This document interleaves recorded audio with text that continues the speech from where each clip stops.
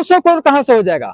हम एक शास्त्रीय है, जब लोग बोलता है तो तुरंत कैच कर लेते हैं, क्योंकि हमने 900 करोड़, 1000 करोड़, 50,000 करोड़, 1 लाख करोड़, 2 लाख करोड़, पूरा इकोनॉमिक्स में करोड़ों पढ़े हैं। गांव में डुमरिया पंचायत में एक बोर्ड लगा दिया गया, नाली का काम पूरा नहीं हुआ है अभी तक। जी जी, इस पे आप सरकार को क्या कहिएगा? ये बेवकूफी है, ये तो लगाना ही नहीं चाहिए बोर्ड। जब तक अगर हमारा रोड कंप्लीट नहीं होता है, नाली कंप्लीट नहीं होता है, तो बिल्कुल सिलपट लिखाने का कोई मतलब ही नहीं बनता है। तो तरारी में तेज प्रताप जी आए हुए थे, लोग क्या संदेश दिए? जी, लोगों को संदेश दिए कि मैं अपना सिपाही आप लोग के लिए खड़ा कर दिया हूं, ताकि आपको जो भी समस्या हो तरारी विधानसभा क्षेत्र में सिकंदर कुमार कुशवाहा से संपर्क करके अपनी सारी समस्याओं का समाधान कर सकते हैं। चाहे वो थाना की समस्या हो, ब्लॉक की समस्या हो, हॉस्पिटल की समस्या हो, शिक्षा की समस्या हो, सारे तरह के, किसानों की बदहाली हो, बिजली की समस्या हो, हर समस्या पर काम करेंगे, हर समस्या पर मदद करेंगे। वही हमारे नेता माननीय तेज प्रताप जी ने, जनशक्ति जनता दल के राष्ट्रीय अध्यक्ष जो हैं, वो हमको इसी तरह से मैंने सारा सुझाव देकर के भेजे हैं कि तरारी विधानसभा को हमेशा खुशहाल रखेंगे। आपकी लड़ाई यहाँ पे इंडिया और एनडीए गठबंधन के दोनों के बीच में ही, आप अपने आप को कहाँ पा रहे हैं? जी, इंडिया एनडीए गठबंधन के बीच में है, लेकिन सारे क्वालिटी से नेताओं से क्वालिटी की तुलना कर लिया जाए, जितने प्रत्याशी हैं उनकी क्वालिटी और मेरी क्वालिटी में तुलना कर दिया जाए। हम तो तरारी विधानसभा की जनता से यही कहेंगे कि कम से कम क्वालिटी के नेता चुनिए, क्योंकि नेता एक विधायक 10 लाख पॉपुलेशन का नेतृत्व करता है। तो क्या 10 लाख जनता को नेतृत्व करने के लिए जिस नेता के प्रति आप जा रहे हैं, क्या जिस विधायक के प्रति जा रहे हैं, क्या उसमें वो क्वालिटी है, शिक्षा है, सामंजस्य है, सामान्य है, उनकी हर तरह से सफलतापूर्वक किसी कार्य को निष्पादन करने के लिए क्या उनमें कला है, जनता की समस्याओं को समाधान करने की कला है, ये सारे बातों को देखते हुए तब चुनाव कीजिए। सर, तरारी में एक मुद्दा है, फैक्ट्री का निर्माण किया गया है और वो जमीन सिंचित है दोनों साइड से, तरारी के पूर्वी और तरारी के पश्चिमी दिशा से, दोनों जगह से सिंचित नजर आता है। इसलिए नजर आता है कि उस साइड में भी नहर है, इस साइड में भी नहर है, तो फैक्ट्री निर्माण तो हो रहा है, लेकिन किसानों का बदहाली, इतने किसान चले जाएंगे यहाँ से, कैसे उनको मैनेज कीजिएगा? उस पर विचार किया जाएगा। अगर इस तरह की व्यवस्था है तो उस पर देखा जाएगा कि कितना हमारे किसान को ज्यादा फायदे हो रहा है या फिर हमारा फैक्ट्री से फायदा है। अगर फैक्ट्री से ज्यादा लोगों को रोजगार मिलता है, डायरेक्ट मिलता है, तो किसानों को उस तरह की व्यवस्था दिया जाएगा कि उनको रोजगार, उनके बच्चे को रोजगार दिला करके उस फैक्ट्री में इन्वॉल्व करा करके उनको उससे ज्यादा फायदा दिलाने का काम किया जाए। नारा चल रहा था कि 9 साल बनाम 9 महीना, और वो कार्यकाल भी पूरा किए, आप उसको किस तरीके से देखते हैं? बिल्कुल 9 साल बनाम 9 महीना बिल्कुल नहीं हुआ है, वो सिर्फ हवा में है। सिलपट पर जो लिखा हुआ वहां है, कहीं नहीं है।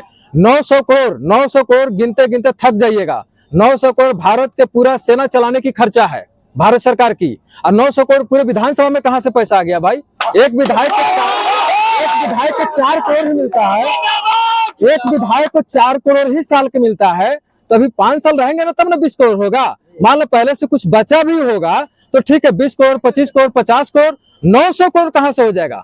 हम एक शास्त्रीय है, जब लोग बोलता है तो तुरंत कैच कर लेते हैं, क्योंकि हमने 900 करोड़, 1000 करोड़, 50,000 करोड़, 1 लाख करोड़, 2 लाख करोड़, पूरा इकोनॉमिक्स में करोड़ों पढ़े हैं। तो हमको तो पूरा पता है कि उस पैसा में कितना काम किया जा सकता है। अगर चाहे तो उस पैसा से पूरे हर गांव में 5 करोड़ खर्च किया जा सकता है, या फिर हर घर में 2 लाख रुपए दिया जा सकता है। इतना वो पैसा होता है, आप सोच लीजिए कितना पैसा होता है। यहाँ की जो भी एमएलए आज तक जीत के गए हुए हैं, नाली गली और वोट लगवाने की बात किए हैं, क्या इससे आप ऊपर देखते हैं या उसी तरह के आप भी काम कीजिएगा? नहीं, वो बिल्कुल हम धरातल पर उतारेंगे और बिना भेदभाव के। यहाँ तो होता है कि फलना के एरिया में बन जाएगा, फलना के एरिया में नहीं बनेगा, है तो उनके गली बन जाएंगे, जो गरीब गुरबा है, लाचार, उनके गली नहीं बनेंगे। ये हमारे साथ भेदभाव नहीं होगा। हमारे साथ हर व्यक्ति का, हर मोहल्ला का गली सेम बनेगा, बराबर बनेगा, और कहीं भेदभाव नहीं हो पाएगा। इसी से संबंधित एक सवाल है कि धर्मदास डेयरी गांव में डुमरिया पंचायत में एक बोर्ड लगा दिया गया, नाली का काम पूरा नहीं हुआ है अभी तक। जी जी, इस पे आप सरकार को क्या कहिएगा? ये बेवकूफी है, ये तो लगाना ही नहीं चाहिए बोर्ड। जब तक अगर हमारा रोड कंप्लीट नहीं होता है, नाली कंप्लीट नहीं होता है, तो बिल्कुल सिलपट लिखाने का कोई मतलब ही नहीं बनता है। ये तो जनता का ठगने का प्रयास किया जा रहा है, जनता को ठगा जा रहा है दिखा करके कि हमने काम लगा दिया। हर जगह 5,000, 10,000, 20,000 रुपया खाली कर दिया गया, जेसीबी से रोड रगड़वा दिया गया और बोल दिया गया कि रोड बन गया। ये तो कुछ भी नहीं हुआ है। 4-5 करोड़ का भी काम नहीं हुआ है। अगर देखा जाए प्रॉपर वे में तो सिर्फ सिलपट लिखाया गया है, अब बोर्ड लगा है। हालांकि सरकार को ऐसा बोर्ड नहीं लगने देना चाहिए, नहीं तो उसका प्रमाण देना चाहिए कि क्या 900 करोड़ रुपया के कहां खर्च हुआ है, नहीं तो पूरा फॉल्स माना जाएगा। आपके राष्ट्रीय अध्यक्ष ने कहा कि तरारी में भी एक जयचंदो का चंद घूम रहा है, किस प्रत्याशी की तरफ उनका इशारा था? देखिए, तो हम नहीं डायरेक्ट कर सकते हैं, लेकिन आप लोग समझ सकते हैं। आप लोग भी बुद्धिजीवी समाज से हैं, अच्छे हैं, समझदार हैं, इसलिए आप लोग खुद तुलना कीजिए कि कौन जयचंद है, कौन देवचंद है, और कौन हमारे लिए अच्छा नेता है जो हमारे भविष्य के लिए, हमारे बच्चे के भविष्य के लिए, बुढ़ापा के लिए, किसानों की बदहाली के लिए, मुसहर टोली में रहने वाले मुसहर लोग के लिए भी, जो हमारे समाज के निचले पायदान पर जनता जी रही है, उसके हक की लड़ाई कौन लड़ रहा है। वोटर पेंशन की बात करते हैं, सारे समाज की बात करते हैं, हम किसी जाति धर्म की बात नहीं करते हैं। वोटर पेंशन मतलब वोटर 18 साल से ऊपर हर वोटर को बिहार सरकार से 4,000 मिलना चाहिए या भारत सरकार से 12,000 मिलना चाहिए। और सारे नेता मंत्री विधायक सांसद जानते हैं और संभव है, संवैधानिक है, लेकिन लोग देने के लिए तैयार नहीं है क्योंकि घोटाला करने को नहीं मिलेगा। हो या बिहार सरकार हो, अभी तक किसी ने भी समान शिक्षा नीति लागू नहीं की। उसमें क्या कमियां हैं कि वो लागू नहीं करना चाहते? देखिए, जितने भी प्राइवेट स्कूल है या प्राइवेट हॉस्पिटल है, ये सारे पूंजीपतियों के, हमारे नेताओं के पैसा उसमें लगा हुआ है। इसलिए वो चाहते हैं कि सरकारी अस्पताल खराब रहे, सुविधा नहीं मिले तो लोग प्राइवेट में जाएंगे। तो पहले तो घोटाला करके हॉस्पिटल बनाए और अब उनको जिंदगी भर उनके बाल बच्चे को लूटते रहेंगे। ये हमारे नेताओं को, बड़े बड़े पूंजीपतियों का खेल है। उसी तरह से जो शिक्षा व्यवस्था है, सारे में पूंजीपतियों को और हमारे नेताओं का ब्लैक मनी का पैसा लगा हुआ है प्राइवेट स्कूल में। और सारे चाहते हैं कि सरकारी स्कूल को बर्बाद रखे, तबाह रखे, ताकि हम सारे लोग प्राइवेट स्कूल में जाए। तो एक बार तो घोटाला से स्कूल बनाइए दिए, अब उनके परिवार को, बाल बच्चे को जिंदगी भर लूटते रहे। तो ये हम पूरी तरह से बंद करेंगे। साथ ही साथ भारत सरकार की एनसीईआरटी शिक्षा नीति होता है, एनसीईआरटी नेशनल का, वो हम चाहेंगे कि सारे स्कूल में लागू हो। क्योंकि देखिए, आप अगर अलग अलग स्कूल में, आप बगल में देख लीजिए, ए स्कूल में दूसरा शिक्षा दिया जा रहा है, उसमें दूसरा किताब चल रहा है, उसमें तीसरा किताब चल रहा है, सरकारी में दूसरा चल रहा है। तो हमारे गार्जियन के बहुत सारे परेशानी का फेस करना पड़ता है। हम लोग जब चाहे बच्चों को शिफ्ट नहीं कर पाते हैं। इसलिए सारे स्कूल में, चाहे प्राइवेट हो या सरकारी हो, एक ही सिलेबस चलना चाहिए, एक ही बुक चलना चाहिए, ताकि अगर कोई मास्टर, कोई स्कूल ब्लैकमेल करता है, हमको दबाता है, खून चूसता है लोगों को, गार्जियन का, तो तुरंत हम वही किताब, वही ड्रेस से दूसरे स्कूल में शिफ्ट कर सके। जैसे आज जियो कंपनी है, चाहे जितना मोबाइल कंपनियां है, कुछ कंपनियां प्रताड़ित करता था, तो सारे एक कंपनी भारत सरकार ने क्या किया कि भाई कभी जब मर्जी सिम को स्विच कर लीजिए, आपको कोई टेंशन नहीं, नंबर वही रहेगा, सारा वही रहेगा, प्लान वही रहेगा। उसी तरह से जब मर्जी करेगा, हम इस स्कूल हमको शोषण कर रहा है, वो स्कूल प्राइवेट शोषण कर रहा है, तो हम सरकारी में चल जाएं। जब सरकारी में पढ़ाई नहीं हो रहा है तो हम प्राइवेट में चल जाएं। सारे बुक एक होना चाहिए, सिलेबस एक होना चाहिए पूरे भारत में, पूरे बिहार में, वही हम काम करेंगे। हर साल किताब बदल जाता है, हर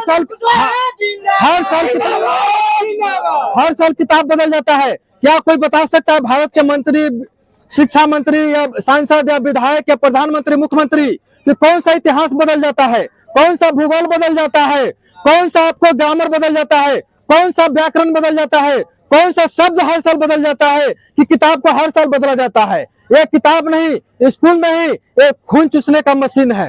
ये जनता के, गरीब जनता के, गार्जियन के, माता पिता के खून चूसने का मशीन है। शिक्षा के नाम पर घोटाला किया जाता है, लूटा जाता है। हमें सारे व्यवस्था को बंद करेंगे, विधानसभा में अकेले जाकर के, अकेले विधानसभा में जाकर के एक सिलेबस करेंगे और हर साल किताब नहीं बदलेगा।